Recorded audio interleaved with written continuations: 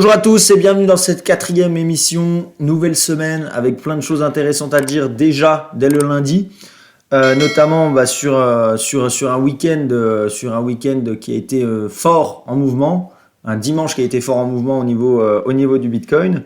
On a aussi un concours où on va tirer au sort les gagnants dans cette introduction. Et puis comme d'habitude on aura l'actualité et puis le pour ou contre. Alors, c'est pas à la fin de l'émission qu'on fait plutôt les gagnants? Ça sera à la fin de l'émission. Totalement. Il y a aussi ça dans la matinale, c'est qu'il faut apprendre à avoir des gens pas réveillés. Voilà, il y aura des jours où les gens ne sont pas très réveillés. Eh bien, c'est mon cas ce matin, donc voilà, ça sera à la fin de l'émission, effectivement. À la fin de l'émission. Yes, salut, c'est BRG. Salut, Bienvenue à salut. tous pour ce lundi. C'est parti pour l'actualité.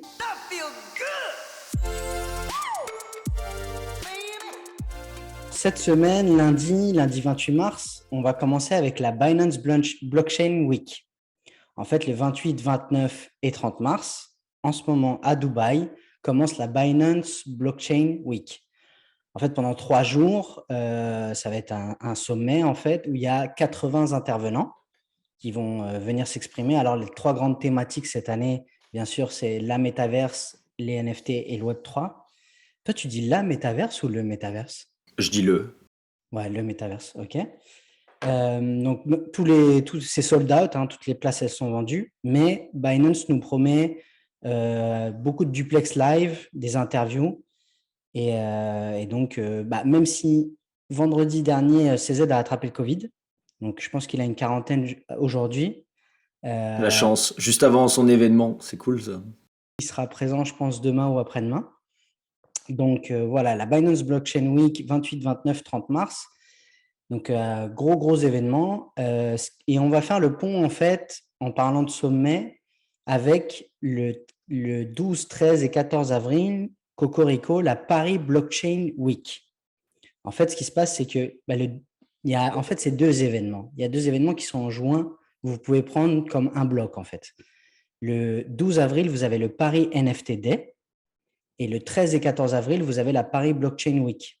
Mais par exemple, quand vous pouvez prendre les billets, vous pouvez cumuler pour les 2 events. Pour le coup, c'est moins ambitieux c'est-à-dire moins de moyens que la Binance Blockchain Week. En revanche, il y a 250 intervenants. C'est vraiment des salons de qualité, ce qu'on propose à Paris. Bon, l'entrée de place est à 1 000 euros, hein. Ça va de 1 000 à 3 500 euros. Ouais, c'est la blockchain, ils savent qu'ils sont là au milieu, quoi. Juste, il y a un très bel effort qui a été fait sur les étudiants de moins de 27 ans, où l'entrée est à 50 euros. Donc, quiconque regarde cette émission avant le 12, 13 ou 14 avril, si vous êtes étudiant en moins de 27 ans, pour 50 euros, vous pouvez aller à la Paris Blockchain Week. Si vous regardez cette émission, c'est que C'est les cryptos, ça vous parle.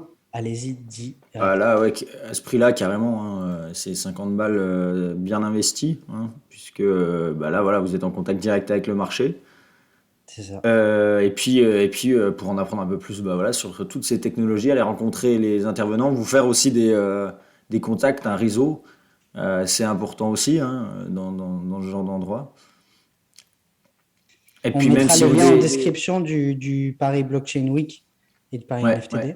Ouais, Et tu même, disais, ouais, Léo? même si vous débutez dans la crypto, voilà, ça peut vous permettre aussi de vous découvrir si vous êtes si c'est un milieu qui vous plaît, puisque enfin, c'est important aussi, même si vous faites que de l'investissement ou que du trading, d'être dans un milieu qui vous plaît, qui vous correspond et où vous vous sentez bien. Voilà, parce que c'est la dimension technique et comme je le répète assez, le monde de la crypto, c'est le monde entier de la crypto et c'est pas qu'une partie. Donc il faut s'intéresser à tout. Et pour 50 balles, oui, carrément.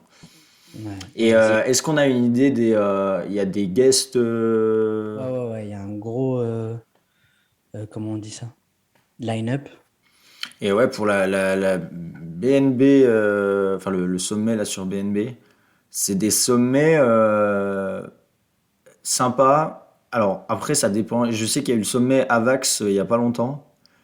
Et il me semble que ça s'est plutôt mal passé. Ouais, parce que Avax avait quelques problèmes. Le sommet a rencontré aussi quelques problèmes d'organisation et j'en ai pas eu des retours fantastiques.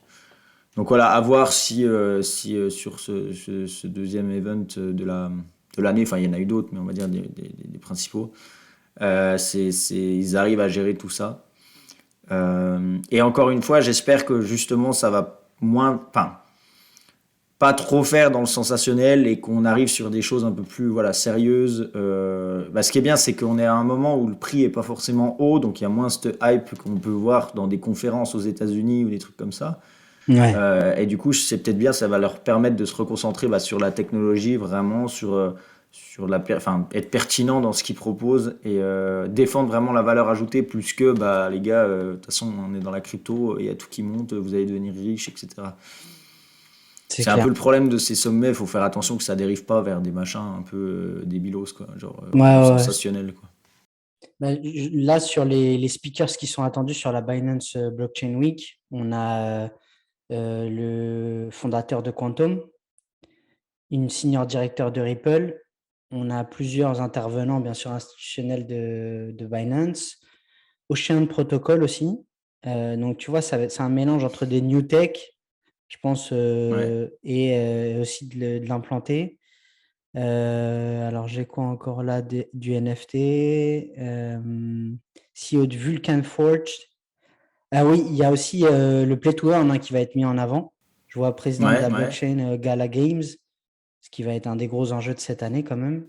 Ouais, ça c'est intéressant. Ouais. Je pense que justement ces conférences, elles doivent être là pour un peu expliquer plus en détail ce monde-là qui est un peu, c'est quand même compliqué. Enfin, c'est pas évident à comprendre que tu peux jouer à un jeu et être rémunéré pour jouer à un jeu.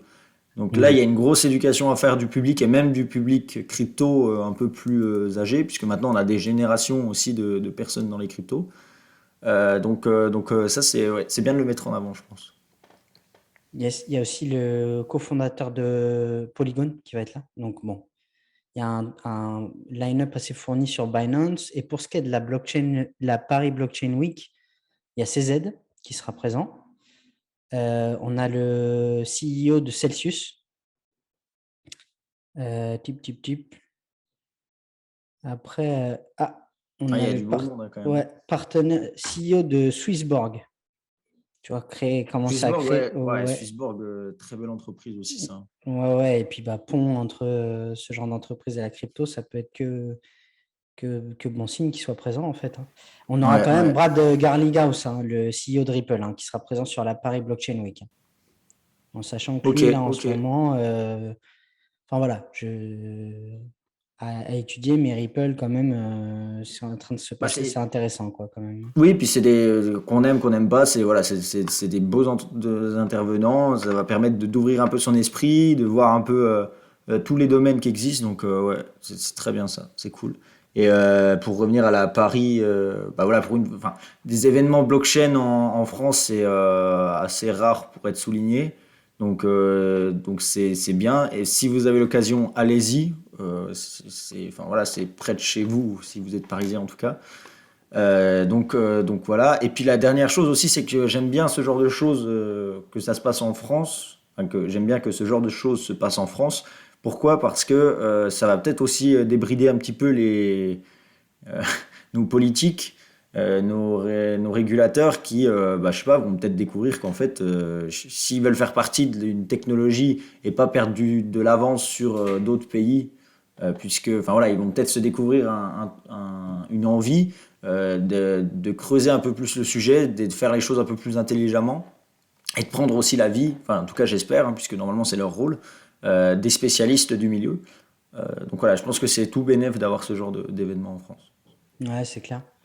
On est assez précurseur. On commence à avoir en plus un bon historique sur Paris et les événements crypto.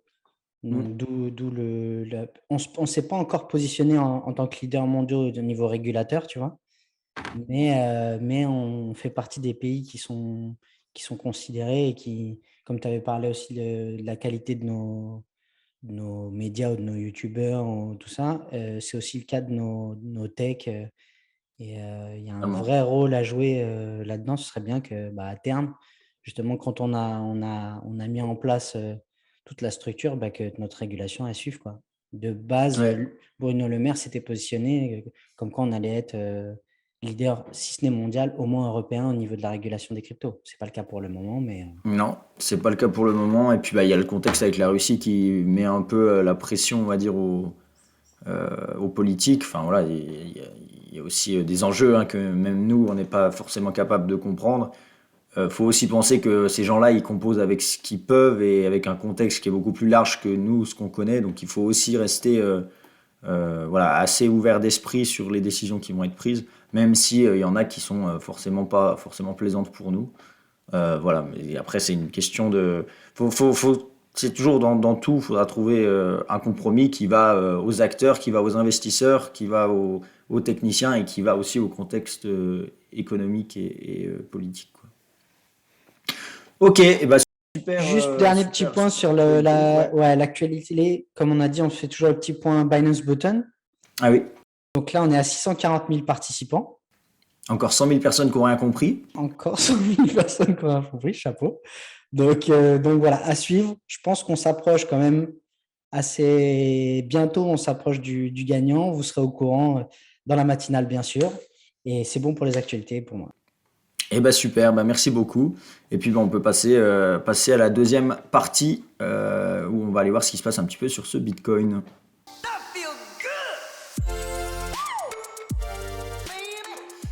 Et on va commencer aujourd'hui. On va, je pense, rester sur le Bitcoin aujourd'hui. Enfin, en tout cas sur le marché, plus que faire une explication d'un contexte ou d'un outil. Pourquoi? Parce qu'il s'est passé des choses quand même hyper intéressantes. Et pour ça, on va commencer par pas se mettre sur cette charte-là, puisqu'elle est un peu trop fournie. On va aller sur Coinbase, par exemple. Voilà, super. On y va directement au weekly. Pourquoi? Parce que bah, on a la bougie qui a fermé donc dimanche soir, puisque les marchés, enfin la semaine sur les marchés de crypto ferme le dimanche soir. Donc c'est à 1h du matin en heure d'hiver et à 2h du matin en heure d'été. Et pour rappeler aussi que bah, voilà, sur la crypto, l'avantage, ou pas d'ailleurs, c'est que les marchés sont ouverts H24 et 7 jours sur 7, contrairement à la bourse traditionnelle, qui elle va fermer le vendredi pour bah, donner un peu des vacances à tous les acteurs du milieu pour le week-end, quoi. Après, le gros avantage de ça, c'est qu'il n'y a pas de gap. Et donc, vos ordres passeront beaucoup plus facilement. Des gaps, c'est ce qu'on appelle en fait entre une fermeture le vendredi et une ouverture le lundi. Il peut y avoir un gap de prix. Du coup, bah, ça crée voilà, une différence et les ordres qui étaient au milieu ne passent pas, en fait. Donc voilà. Mais on reviendra sur ces idées-là plus tard, sur l'outil du gap, qui est un outil très bon aussi, hein, que ce soit aussi en crypto, sur les ETF ou quoi. Donc, pour revenir sur notre Bitcoin, bah, clairement, on a exactement ce qu'on voulait. C'est-à-dire on avait donc cette range-là, hein, toujours, qui est de ici, hop, à peu près, hein, je la trace à peu près à ici. On est venu rejoindre en fait le bas, sans venir toucher vraiment le bas de la range à 29 000. Mais par contre, on est venu en fait combler concrètement cet endroit-là qui correspond à la dernière bougie noire avant l'ancien petit bull run qu'on avait eu. Donc voilà, on est venu prendre les ordres ici, pêcher en fait les ordres dans cette zone-là. Et des gens donc assez riches ont défendu le prix à ces niveaux-là. Est-ce qu'aujourd'hui on peut parler de Bitcoin bullish? Bah, concrètement, là on peut. Pourquoi? Parce que si on regarde, on est en weekly et on a validé un W weekly. En plus de ça, c'est l'ouverture de semaine la plus haute depuis début 2022. Donc ça, c'est un signe quand même assez bullish. Ça montre qu'il y a une volonté de faire de 2022 quelque chose de plutôt soit haussier, soit de range. Mais en tout cas, là, on a la figure de prix qui est claire. Un W ici, hop. On avait la ligne du W qui était ici, hein, on peut le voir là. Alors je vais enlever le EMA pour le moment. Et donc, on a fermé au-dessus. Ici, sur le RSI, pareil, on a fait un beau W qu'on a cassé à la hausse. On a cassé les 50 sur le RSI. Et il faut savoir que quand on casse les 50 sur le RSI, c'est aussi bullish. Donc, ça fait une semaine qu'on disait que voilà, il y avait des signaux qui étaient plutôt bullish, etc. Là, on a quand même beaucoup de confirmations qui nous disent bon, le marché est prêt à repartir, en tout cas pour les semaines à venir. Donc clairement, je me positionne en tout cas très bullish pour le moment sur ce marché. Alors, ça c'est le weekly, mais il faut jamais s'arrêter au weekly. On va descendre un petit peu et on va aller en Big daily. picture. Ouais, voilà. Et le weekly nous permet de faire la big picture et on va aller en daily voir un petit peu ce qui se passe. Et je vais revenir sur la chart qu'on avait fait. Voilà, celle-ci. Et on se rappelle que dans nos briefs, on avait dit qu'est-ce qu'il nous faut? Il faut qu'on break ces 45 000. Est-ce que c'est fait? Oui, complètement, c'est fait. C'est breaké. En plus de ça, je vous rappelle qu'on avait tracé cette résistance, hein, une touche, deux touches, trois touches, quatre touches, et on attendait que la cinquième touche nous guide, soit on se faisait rejeter, soit on la passait. On l'a passé, donc c'est encore un signal bullish. Et donc concrètement, pourquoi ça s'est passé, hein, c'est aussi ça le boulot qu'il faut qu'on fasse. C'est pas une question de gros achats, parce qu'on voit par exemple sur le marché spot, qui est le marché où on achète du Bitcoin, pas des futurs ou pas des ETF, etc. On a très peu de volume sur la cassure. Sachant que depuis un an, on n'a pas de volume sur le Bitcoin. Le spot est entre guillemets, alors pas boudé, mais plutôt accumulé, mais accumulé de manière très tranquille, quoi. Ouais, Donc tranquille. on voit qu'il y a du Bitcoin qui sort des exchanges, mais c'est pas voilà, il y a pas un FOMO en tout cas des institutions ou quoi. Donc ça c'est pas fou, c'est-à-dire qu'on aime bien avoir des cassures avec du volume, mais du coup pourquoi on a cassé? C'est là qu'il faut un petit peu réfléchir. Et ben, tout simplement, c'était assez facile de voir qu'on allait casser. Pourquoi? Parce qu'on avait fait en fait cette espèce de petite accumulation là. Donc juste en dessous de la résistance, c'est-à-dire qu'on restait dans cette zone-là, on n'arrivait pas à réinstaurer en fait quelque chose de baissier ici en 4 heures. Donc on est venu vraiment en fait forcer cette zone de résistance. Et vous auriez recoupé ça par exemple avec Twitter et avec des outils comme on en a parlé vendredi. Vous auriez vu qu'il y avait un maximum de gens qui étaient très baissiers à ce moment-là. Il y a eu beaucoup de charts baissières, de gens qui disaient bah voilà c'est bon on est arrivé au-dessus de la range et ben maintenant on short. Et quand le haut d'une range est shorté, bah en général, c'est là où ça pète à la hausse, puisque D'accord. on ne veut pas que tout le monde gagne. Donc du coup, le marché fait perdre la majorité, et là, la majorité a perdu. Un autre moyen de le voir, c'est en regardant les fundings et en regardant l'open interest. Mais ça, c'est des outils un peu plus complexes qu'on expliquera aussi sur la chaîne, mais on n'en parlera pas aujourd'hui. Mais en fait, vous verrez que si on recoupe les outils et qu'on regarde ça de manière avec assez de recul, on est capable de définir si oui ou non, quand on arrive en dessous d'une résistance comme ici, on va la casser à la hausse ou on va être rejeté. Donc maintenant c'est cassé, donc c'est super. Donc qu'est-ce qu'il faut surveiller? Puisqu'on sait que dans le trading, rien n'est jamais gagné. Hein, c'est pas parce qu'on break à la hausse que c'est bon, on va toucher les 100 000. Mais on reste objectif par rapport à ce qui va se passer sur le prix. Donc concrètement, on veut actuellement quoi? Tenir ces 45 000. C'est-à-dire, on veut rester, même si on vient corriger ici, on veut rester au-dessus de cette petite zone-là de break. Cette accumulation sous la résistance, on doit rester au-dessus.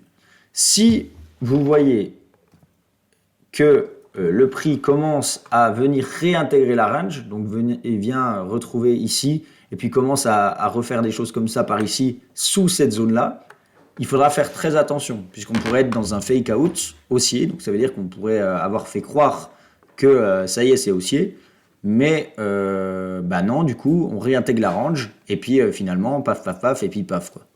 Donc ça, c'est complètement possible, même si c'est pas ce qu'on privilégie, parce qu'on a vu qu'on a un W weekly, et que historiquement, les W weekly sur le Bitcoin, derrière, il se passe des choses intéressantes. Donc c'est pas du tout ce qu'on privilégie, mais on garde quand même à l'esprit que si on voit ça, et on le verra, hein, si on le suivra de toute façon tout au long de la semaine, donc je serai là pour aussi vous prévenir, à vous dire attention, etc. Mais si on voit ce genre de choses, on se prépare et puis on va réagir en conséquence à ces moments-là. Et la dernière chose que je voulais dire, c'est c'est que sur un break là, donc est-ce que c'est le moment d'acheter ou est-ce que c'est le moment de ne pas acheter? On n'achète jamais un break à la hausse. Pourquoi? Parce qu'on est sur des bougies blanches. Et les bougies blanches ne sont pas faites pour acheter. C'est des bougies haussières et on n'achète pas un marché qui monte. On achète un marché qui descend et qui vient confirmer un break. Donc, si vous voulez prendre un trade sur le Bitcoin, déjà si vous vouliez investir, on en a assez parlé que là c'était des bons prix pour investir. Donc normalement vous avez déjà investi sur le Bitcoin, une partie de votre argent. Si par contre vous voulez prendre un trade, actuellement, si vous, voilà, vous pouvez prendre directement un trade là si vous le souhaitez, mais il faut savoir que c'est très risqué puisque de toute façon on aura des corrections. On peut très bien revenir voilà, dans cette zone ici avant de repartir à la hausse, quoi. Donc, plutôt que de faire ça, de prendre le trade tout de suite et de FOMO dès le lundi, on va plutôt aller sur des time frames un peu plus petites. Maintenant qu'on sait qu'en weekly, c'est haussier, on va attendre qu'en daily, ça soit un petit peu baissier ou en 4 heures, ça soit un petit peu baissier pour prendre une position. Donc, nous, ce qu'on va attendre concrètement, c'est un petit retour dans ces zones-là. Et si on voit qu'on a des structures intéressantes en 4 heures notamment, donc on commence à avoir des W, 4 heures, etc., et bien là, on pourra prendre une position de trading. En fait, c'est à ça que ça doit servir les petites time frames. Vous devez toujours en fait regarder le weekly. Vous devez en déduire si c'est baissier, neutre ou haussier. Là, par exemple, on en déduit que c'est haussier en weekly. Donc maintenant, ok, c'est haussier en weekly. Qu'est-ce que je fais? Et pour savoir ce que je fais, je vais dans les plus petites time frames. Les plus petites time frames, ça va permettre à amener de la précision dans ce que vous allez faire. Mais c'est toujours le weekly qui va définir si vous êtes haussier ou baissier. Ouais. Parce que Tu zoomes sur la timeline pour voir quand tu rentres ou quand tu sors, selon Totalement. ta température de la semaine, en fait, du weekly. C'est ça. Et en fait, pourquoi c'est important? Parce que regardez, là par exemple, on avait eu un W daily. Sauf qu'un W daily, c'est une time frame qui est déjà petite pour le Bitcoin qui a 10 ans. Et du coup, peut amener des faux signaux. Et on en avait eu un là où tout le monde s'était fait un peu avoir. Alors que là, bah voilà, on a beaucoup plus horizontalisé. Il y a tout le monde qui a été découragé. Et du coup, ça se traduit comment? Ça se traduit que bah, il faut attendre le weekly pour vraiment avoir des confirmations qui sont OK. Donc voilà pour tout ça. Voilà, bah, aujourd'hui, hein, on voit que après cette grande bougie là, on galère un peu à monter. Hein, on voit que ça fait une mèche. Donc pourquoi pas dans les jours à venir venir un petit peu retester ces zones ici pour remonter au-dessus. Et si ça monte directement, bah, c'est pas grave. Nos investissements s'occupent de nous rendre riches.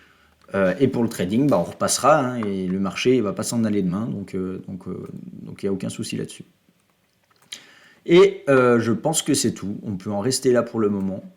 Et on ira peut-être un petit peu plus parler d'altcoin mercredi, voilà, parce qu'il y a aussi plein de choses à dire là-dessus. Ouais. Mais voilà, on peut pas tout traiter de toute façon tous les jours. Donc, voilà. On comprend un peu mieux ce qui s'est passé ce week-end.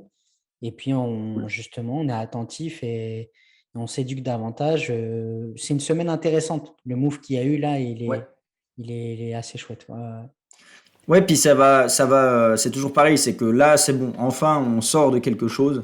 En plus, on a des events, fini de s'ennuyer, c'est-à-dire que là, voilà, il va y avoir un peu des choses, que ça soit des bonnes choses ou des mauvaises choses sur le prix, une réintégration de range ou quoi, on va pouvoir apprendre des choses dans tous les cas, puisque le marché bouge. Et faut pas oublier que le marché vraiment est intéressant que 10% du temps. Donc quand c'est ces moments-là, soyez vraiment à l'affût, enlevez vos biais et puis surtout prenez des notes sur ce qui se passe, que vous perdiez ou vous gagnez. J'avais beaucoup aimé hier quand on a fait le brief de l'émission, où direct quand je t'ai parlé de ma partie de Paris Blockchain Week, tu m'as dit que tu es allé voir le cours de BNB direct en fait. Totalement, ouais. Ah ouais, j'ai trouvé ça assez génial. Bah, c'est important en fait, faut toujours regarder tout en fait. Bah voilà, hier du coup je suis allé voir directement le cours du BNB quand tu m'as parlé de ça. Ouais. J'ai vu que ça se traduisait plutôt à la hausse et c'était avant la montée d'ailleurs du Bitcoin des 45 000 aux 47 000. Donc voilà, on peut se dire, ah ok, il commence à y avoir des altcoins qui sont intéressants, des événements. Quand les événements en fait commencent à être traduits sur le marché par une hausse des prix, c'est que on est baissier. Si On est haussier, pardon. Si par contre on a des événements positifs et que le marché bouge pas, c'est que voilà, il y a des raisons un peu plus. On est plus dans un marché de range ou dans un marché peut-être baissier. Donc là, c'est cool de savoir que les bonnes nouvelles font bouger le Bitcoin. En fait, plus un marché est haussier, plus quand il va y avoir une bonne nouvelle, enfin le marché va FOMO, c'est-à-dire qu'il va faire une grosse montée de prix quand il y aura une news. Donc en fait, le buy the rumor, sell the news est très bon. Par contre, il faut savoir aussi dans un marché haussier profiter des news parce que les news sont traduites quand même encore à la hausse à cause de cet effet de FOMO, voilà, d'inertie un petit peu de psychologie des gens, quoi. Ok. On en reste là, on fait assez court, mais voilà, le but vraiment à souligner, c'était qu'on avait cassé ce triangle, on attendait que ça casse, c'est fait. Alors maintenant, on sait quoi regarder. Si on réintègre, on avise. Si on réintègre pas, on se prépare à prendre un trade. Point. Yes.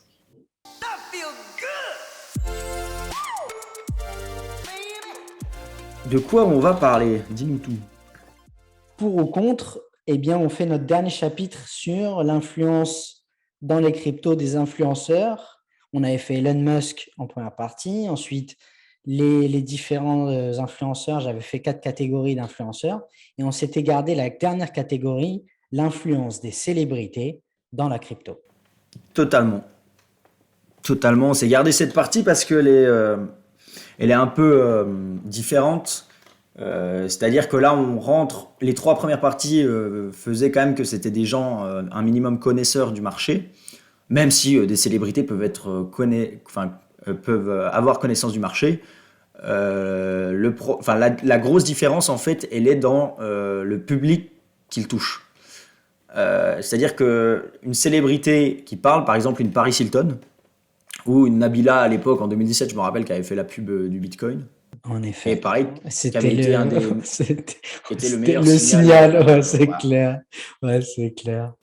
Donc, donc, euh, donc, faut les différencier par rapport à l'audience qu'ils touchent. Autant les grands Carl to the Moon, etc. Il peut y avoir des gens qui ont déjà une expérience en crypto, même si voilà, et ces gens-là sont discutables. Là, on parle de vraiment de mecs qui arrivent et qui n'y connaissent rien, mais qui ont vu leur ouah, mais Paris Hilton elle a acheté du Bitcoin. Ah, mais non, mais c'est sûr, c'est l'avenir, etc. Voilà. Donc, je t'écoute pour ou contre. Bah, écoute, moi je suis plutôt contre, mais il me semble que Ok. toi aussi. Ce matin, ça va être un peu chaud de composer parce qu'en plus, moi je l'ai vécu concrètement dans un investissement. Ah, ok, donc il y a une expérience en plus. J'ai un cas perso, même si, bon, après, bon, je sais pas, il y a l'argument du pour, mais je trouvais intéressant le fait que j'ai une expérience là-dessus de la partager. Complètement. Donc fin 2020, il y avait un coin qui m'intéressait, qui s'appelle Acria Network. Il est du coup mis en place par Dominique. Donc, c'est un projet quand même tech, mais le principe du CEO, c'est que c'est une sorte d'autiste geek qui ne communique pas vraiment, tu vois. Donc, la com n'est pas très bonne Ok. dessus. Et en fait, donc CEO, ICO, pardon. Donc, ça faisait un petit moment déjà qu'il n'y avait pas eu de ICO. Ouais. Moi, je découvre le projet par un investisseur en qui je fais confiance, que je connais, tu vois. Donc, du coup, ICO, et normalement, c'était un ICO sur 6 mois. Et en fait, pendant 6 mois, le mec donne pas de news, le CEO du projet. Pas de news, pas de news, pas de news. Donc, les investisseurs commencent à poser des questions. Et là, mec, il y a un tweet sorti de nulle part. On n'a aucune news sur le projet depuis 6 ou 7 mois. Et il y a un tweet sorti de nulle part de Lindsay Lohan. Donc, je ne sais pas si j'ai besoin de replacer le contexte. Donc, Lindsay Lohan, une ancienne de Disney, Ugly Betty, enfin voilà, bref. Qui sort à peine de Riyad, qui fait un tweet en mode je suis deuxième partenaire du projet Acria, to the moon, to the moon. Et là, tout le monde se dit what? Et en plus, comme c'est un SEO, le truc, on ne pouvait pas retirer nos fonds, tu vois. Ah oui, c'était en gros, tu investissais, c'était en vente privée. En vente privée. Ah, mais ça, Et c'était vraiment des douilles, mais du exceptionnelles. Alors, pré-sale, quoi, du c'était. pré-sale, tu vois. Ah Et, ouais. ouais, ouais. Et donc, pour le coup, au moment où on a eu le tweet de Lindsay Lohan, absolument toute la communauté a dit non, mais attends, on n'a même pas de news de technique sur le projet. Les mises à jour, elles ne sont pas faites GitHub et tout. Et on a une influenceuse, enfin une star déchue, quoi, qu'est-ce qui se passe? Et en fait, ça n'a pas du tout rassuré les investisseurs. Au contraire, il y en a qui ont quitté le navire. Et tu sais que par la suite, genre 4-5 mois plus tard, même le tweet a été retiré, quoi. Donc, ça a été vraiment la démonstration d'une influenceuse, de quelqu'un de très connu. Je sais plus, je crois que c'est des millions de followers sur son compte. Hein. Ça, c'est clair que l'exposition sur Acrea Network, elle était plus que favorable au niveau de l'exposition. Mais alors, le contexte, ça a été… et puis, on a quelqu'un qui ne connaissait pas du tout le projet, quoi.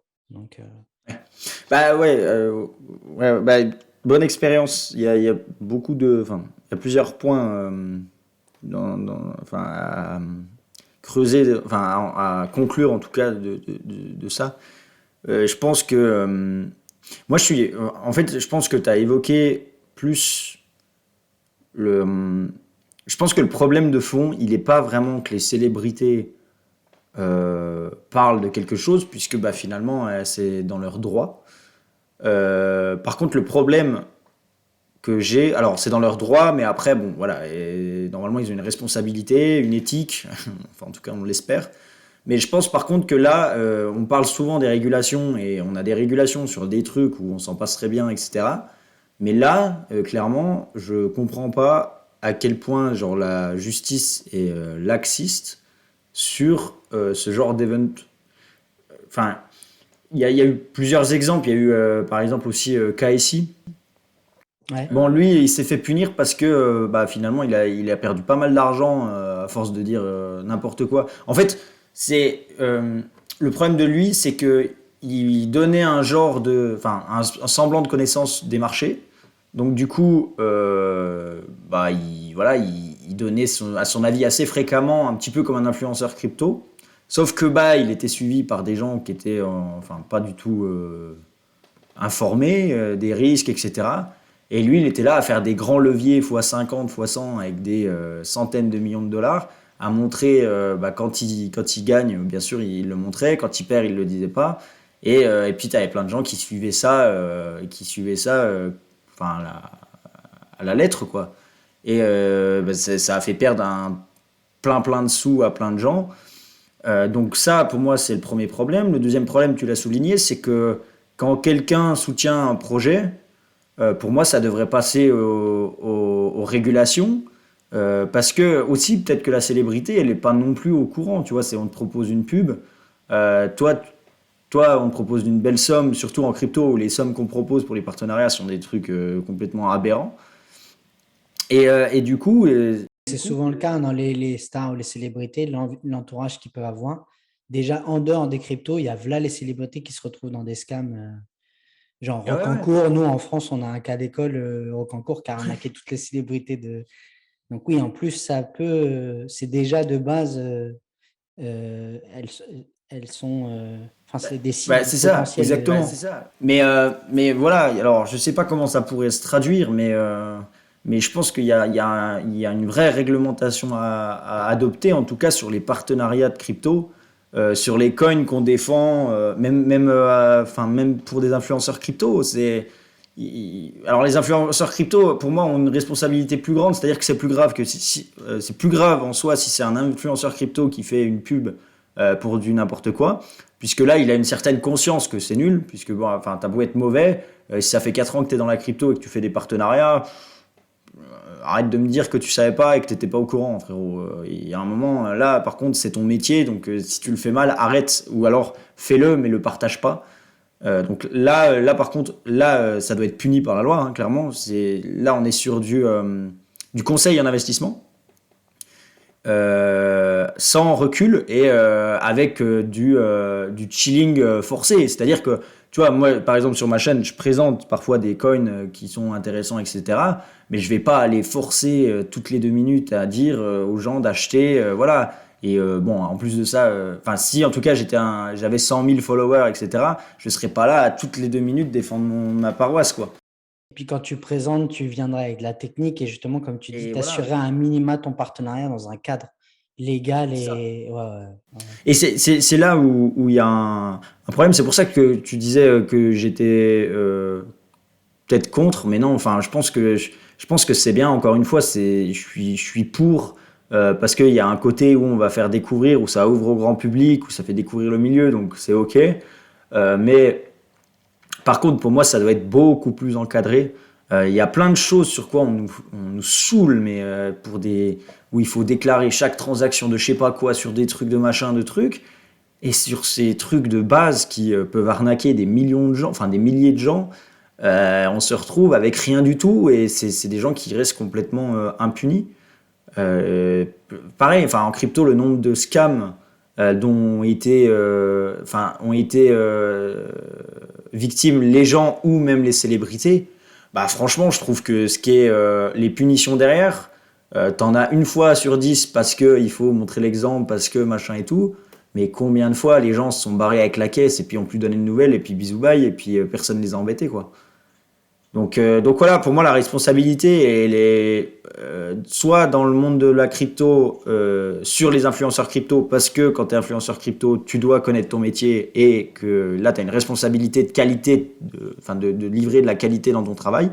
Pour les célébrités, on sait que c'est des gens qui sont exposés à la pub qu'ils le font aussi parce que ça fait partie du truc, enfin que tu sois footballeur, quand on voit je sais pas, Cristiano Ronaldo ou Messi faire une pub pour des chips ou des machins comme ça, tu te dis mais comment ils en arrivent là, comment ils font ça? Bah non, mais c'est juste que c'est pareil, c'est des milieux qu'on connaît pas, ça va plus loin que ça.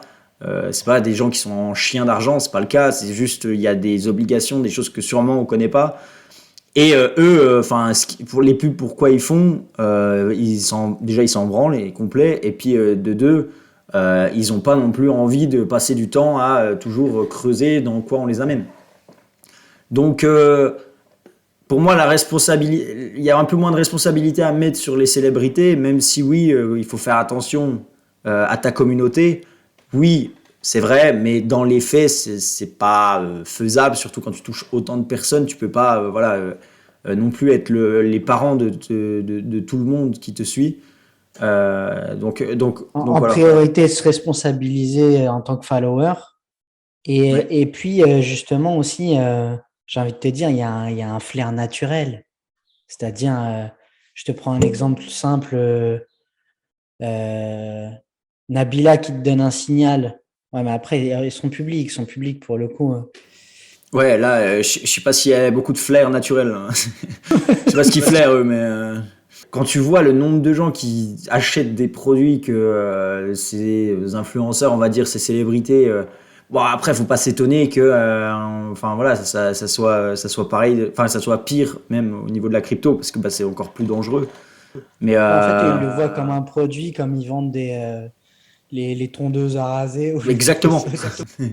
Eux, ils ont l'impression de vendre le nouveau dentifrice que leur agence leur a filé, quoi. Donc, Tu sais, le truc pour les oreilles de cire là qui ouais, cartonnait là. le truc avec le feu, là. Encore une fois, c'est assez. Il y a des pour, il y a des contre. Après, vraiment, je pense qu'il faut arrêter aussi de vouloir donner euh, tort que aux influenceurs. Si ça existe, c'est que derrière, il y a du laxisme au niveau des réglementations. Là, il y a beaucoup de choses à faire. Et même, je parle de crypto, mais même sur les placements de produits, sur des trucs, enfin, tu te dis, mais c'est pas Ouais, c'est possible. ça que je réalise en fait, c'est qu'il y a des ponts et on est quand même au début de tous ces systèmes financiers et ces moyens de communication. Ça fait quelques années, hein. Donc la régulation, on Ouais, sait très bien qu'elle s'aligne au bout d'un certain temps. Donc bah, pour le coup, il y a des brèches et la crypto, elle en pâtit en tout cas et elle en bénéficie d'un même coup, mais ouais, bien elle sûr. en fait partie quoi. Ouais, c'est clair. Donc, Totalement, donc, totalement. vrai sujet en réalité, vrai sujet sur tout ce qui est influence, crypto, et puis c'est cette thématique en fait de l'influenceur, du monde des cryptos et de la responsabilité du follower et de l'investisseur. Ouais, c'est ça.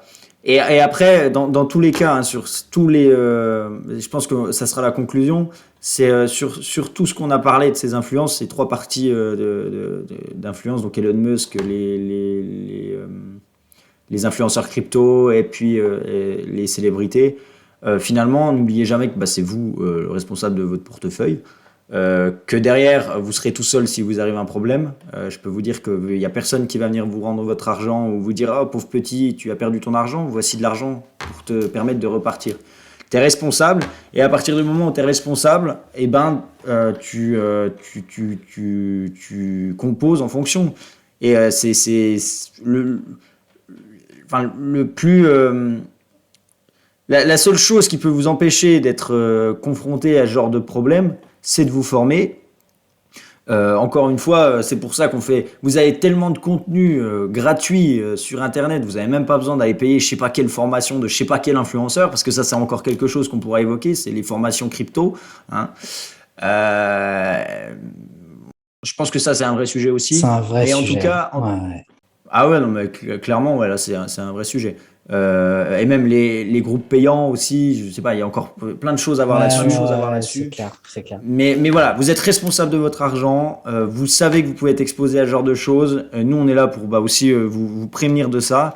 Et derrière, bah voilà, c'est aux réglementateurs de faire leur taf et à vous de faire votre taf de sensibilisation et d'éducation, de votre propre éducation et aussi peut-être de vos amis, etc., qui rentrent dans le milieu.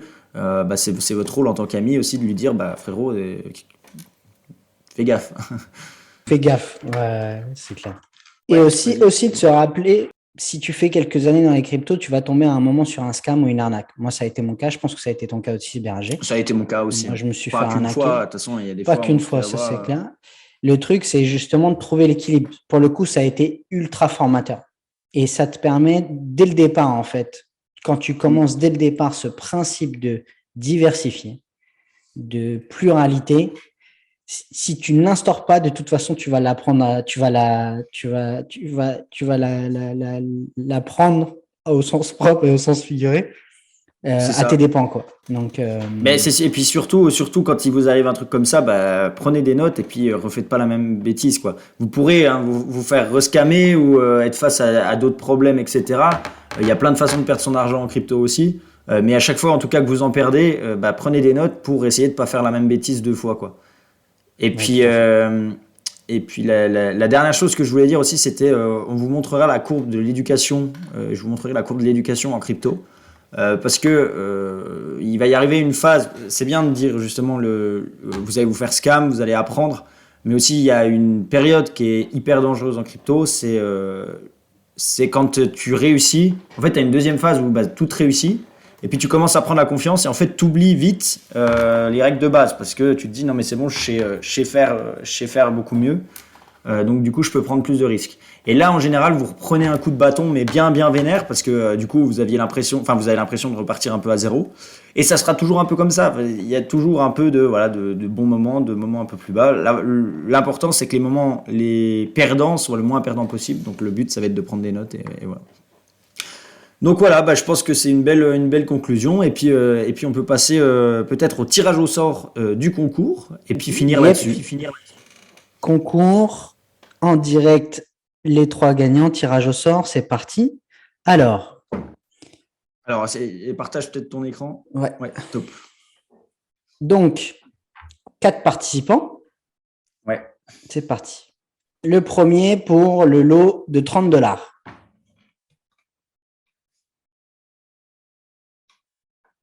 D'état de monnaie. Donc, 30 d'état de ok. monnaie, 30 $. Deuxième gagnant, Raja. Raja, 20 $. Kawuzo. Kawuzo, 10 $. Eh ben, félicitations. Félicitations. Et puis, MB Coin, ça sera pour une prochaine fois. Voilà. Exactement. Exactement. Et ben, Ok. c'est bon pour aujourd'hui. C'est un bon début de semaine. Ça a été riche en informations. Ouais, riche en informations. C'est un peu compliqué le lundi matin, hein. Surtout que je rentre de déplacement, donc j'étais peut-être un peu plus de mal à rentrer dedans, mais en tout cas c'était super intéressant. L'actualité était bonne, on a des choses intéressantes au niveau des courbes, et puis toujours ce pour ou contre qui est moi ma partie préférée, donc toujours un plaisir.